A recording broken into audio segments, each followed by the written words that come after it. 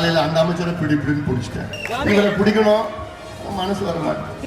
நீங்க கொடுக்குற உங்களுடன் ஸ்டாலின், அவர்களுடன் ஸ்டாலின், இவர்களுடன் ஸ்டாலின், இந்த ஏமாத்து வேலை, தக்காளி வேலைலாம் வேண்டாம். பட்ட நாம போட்டுட்டேன் ஸ்டாலின். அரசு ஊழியர்களும் ஆசிரியர்களும் இன்னைக்கு கோவத்துல தெருவில் தினமும் போராடிட்டு இருக்காங்க. கொள்ளடிக்கிறதே தொழில். இப்படி இவ்வளவு மோசமான ஆட்சி தமிழ்நாட்டு வரலாற்றிலே கிடையாது. மாவட்டம் எப்படிப்பட்ட மாவட்டம்?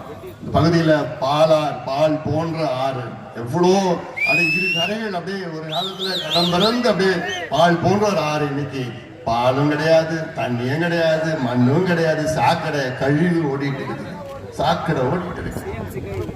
இந்த மாவட்டத்துல ஒரு அமைச்சர் இருக்கிறார், பக்கத்து மாவட்டத்தில் ஒரு அமைச்சர் இருக்கிறார். காலையில அந்த அமைச்சரை பிடிப்பிடின்னு பிடிச்சிட்டேன். இவரை பிடிக்கணும், மனசு வர மாட்டேன். ஒன்னே ஒண்ணுதான் நான் கேட்கிறேன் இவர்கிட்ட. இதுக்கு முன்பு நீர்வளத்துறை இருந்தது, அதையும் பிடிங்கிட்டாங்க. ஏன் பிடிங்கிட்டானா இந்த ஜாதியில பிறந்த தேடாதான் பிடிங்கிட்டாங்க. நான் கேட்டேன், அப்போ ஒரே ஒரு தடுப்பணை கட்டியிருக்கலாங்க பாலாத்துல. அவர் காலத்துல ஒரு அமைச்சராக காலத்துல ஒரே ஒரு தடுப்பணை எங்கேயாவது கட்டியிருக்கலாம்.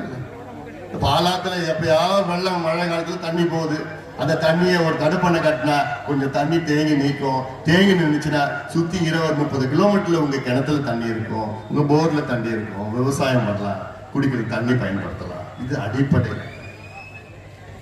இன்னைக்கு கூட போய் கேட்கல, இன்னைக்கு கூட அமைச்சர் தான் ஒரு தடுப்பணை. இதுதான் வளர்ச்சி திட்டங்கள், இதுதான் வேணும். நீங்க கொடுக்கிற உங்களுடன் ஸ்டாலின், அவர்களுடன் ஸ்டாலின், இவர்களுடன் ஸ்டாலின், இந்த ஏமாத்து வேலை, தக்காளி வேலைலாம் வேண்டாம். யாரை ஏமாத்திட்டு பிள்ளைங்களுக்கு படிப்பு கொடுங்க, வேலையை கொடுங்க, சுயமரியாதை வாழணும். நாங்க எவ்வளவு காலமா அடிமையா இருப்போம்? அதுக்காக தான் கேட்கிறேன், தமிழ்நாட்டை மீட்டெடுங்கள், திராவிட மாடலுக்கு விடை கொடுங்கள், தமிழகத்தை மீட்டு கேடுங்கள். திராவிட மாடலுக்கு விடை கொடுக்கணும், திராவிட ஆட்சிக்கு விடை கொடுக்கணும், திமுக ஆட்சிக்கு விடை கொடுக்கணும். போதும். திராவிட மாடல் என்ன மாடல்? இது பழைய அம்பாசிடர் மாடல்.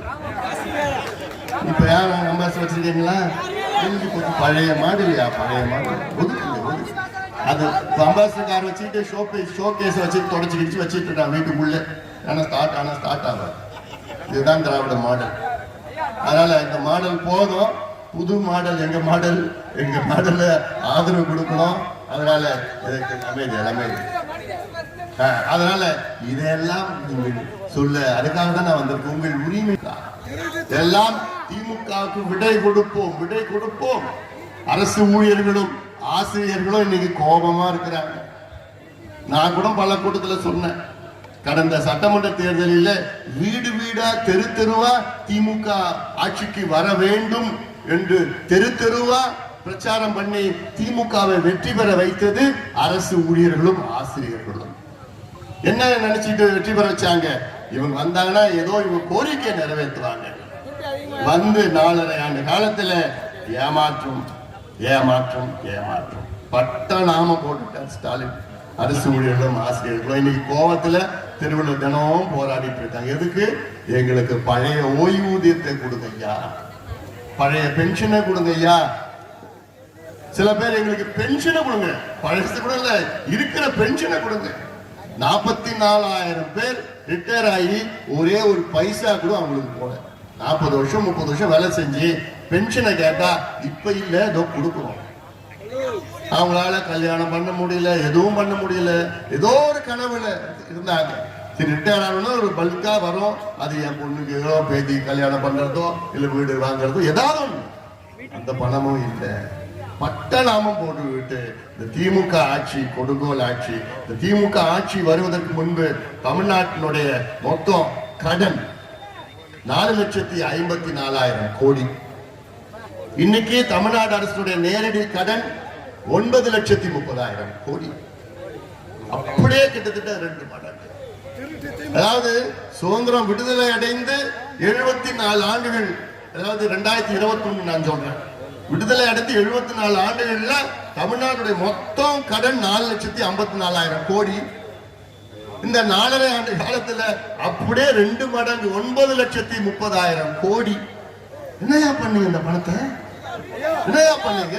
எங்கேயாவது இருக்கிறாயா? ஏதாவது ஒரு கட்டுமானம், ஏதாவது ஒரு வளர்ச்சி திட்டம், ஏதாவது ஒரு நீர்ப்பாச திட்டம், ஏதாவது ஒரு விவசாய திட்டம் ஒன்றுமே கிடையாதுயா. பிளான் போட்டு கொள்ளடிக்கிறதே தொழில்.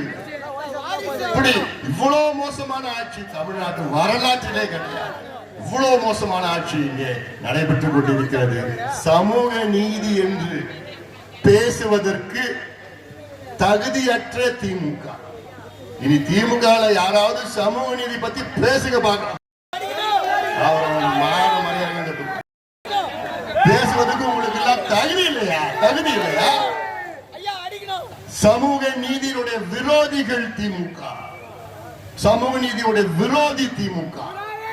ஏமாறாதீர்கள் தமிழக மக்களே, ஏமாந்தது போதும். கடந்த தேர்தலிலே நீங்கள் ஏமாந்தது போதும். மறுபடியும் இந்த தவறை நீங்கள் செய்யாதீர்கள் என்று உங்களை மன்றாடி கேட்டுக்கொள்கின்றேன். குறிப்பாக தமிழ்நாட்டுடைய பெண்கள் தயவு செய்து நான் கேட்கறதுனால தப்ப மறுபடியும் செய்யாதீங்க. தேர்தல் நேரத்தில் வருவாங்க, பணத்தை கொடுப்பாங்க, மூட்டையை தூக்கிட்டு வருவானுங்க, பணம் மூட்டையை தூக்கிட்டு வருவாங்க, கொள்ளடிச்சதை தூக்கிட்டு வந்து 500, 1000, 2000, 3000, 10,000 என்னென்னமோ கொடுப்பானுங்க. அதனால அப்படி கொடுத்தாலும் நீங்க மனசை நீங்க அப்படியே திறமா வச்சுக்கீங்க. ஏன்னா இவர்கள் துரோகிகள், தமிழ்நாட்டினுடைய துரோகிகள், கொள்ளக்காரர்கள், கஞ்சா விற்கிறவர்கள், மது விற்கிறவர்கள், சாராயம் விற்றுக் கொண்டிருப்பவர்கள்.